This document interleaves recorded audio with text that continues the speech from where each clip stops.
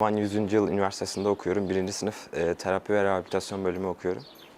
Yüksekkova'dan gelmeden önce birkaç arkadaşla beraber ev tutacağız diye anlaşmıştık. Geldik buraya. İşte gidip evleri falan kontrol ettik, işte kiralarına falan filan uygun bir ev bulur muyuz diye. Bayağı bir dolaştık. 1+1 evlere bile 1000 liradan başlayan bir kira şeyi var. Yani bayağı yüksekti. Biz öğrenciler için harbiden bayağı yüksekti. Biz altından kalkamadık. Zaten ilk başta bir ev tuttuk. 1000 liraya yakın kirası vardı, işte elektriğidir, cartıdır, curtudu derken altından kalkamadık. Zaten buradan çarşıya kadar, yani buradan kampüse olan yol ücreti zaten yüksek.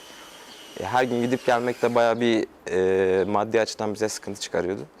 Onun için altından kalkamadık, mecburen yurda yerleştik. Öncelikle zaten Eylül, Ekim, Aralık aylarında burs verilmediği için biz yol ücreti olarak sıkıntı yaşıyorduk. Zaten aileden de para almıyorduk.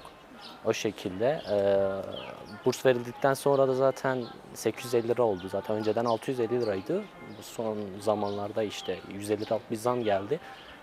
Bu yine öğrenciye yetmiyor yani. Biz harçlık avansı, kredi falan kullanıyoruz.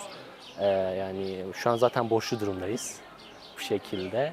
Yol ücretleri bayağı pahalı işte. Günlük 20 lira patlıyor. Ayda otomatikman 600 lira gibi bir kaybımız oluyor. Zaten burs 850 lira. Otomatikman oradan 250 lira kalıyor. Öğrenci ne yemesi lazım? Ne yiyeceğim? 250 lira ne yiyebilirsin ki bu memlekette? Ondan sonra belediyeden şu şekil bir tavsiyem var.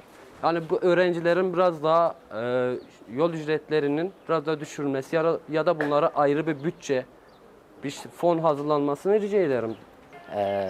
Benzine falan zam gelmesiyle beraber yol ücretleri de bayağı arttı. 4-4,5-5 lira falan. Yani bir öğrenci için gerçekten çok. Bu şekil aileden de yardım alabiliyoruz ama ailede yettiği kadar. Şu anki Türkiye'nin ekonomisi düşünüldüğü zaman aileden herhangi bir ekonomik destek aldığın zaman ailen de sıkıntıya girebiliyor. Doğalgaz faturasıdır, elektrik faturasıdır, evde okuyan başka öğrenciler vardır. Ailemiz bunlara da yetişmiyor. Ondan dolayı biz de ek fırsat, ek işler yapıyoruz. Bundan dolayı da kültür, sanat, hiçbir şey aktivite zamanı kalmıyor. Yemekler yani yemekhane bayağı sıkıntılı. Yani ben üniversitedeyim, 7-8 aydır üniversitedeyim. Bir defa sadece yemekhaneye gittim. O da yemekleri bayağı sıkıntılı çıkarıyorlar. 3 liralık zaten bütçesi var.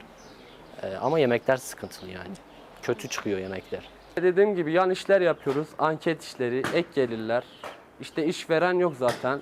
İşveren de veren saat 8'den akşam 12'ye kadar çalıştırıyor. 50 lira 60 lira gibi bir ücret. 50-60 lira zaten bunun günde 20 lirası yola 20 lirası yemeğe kalıyor 10 lira. 10 lirada ne çay içebilirsin ne bir kahve içebilirsin.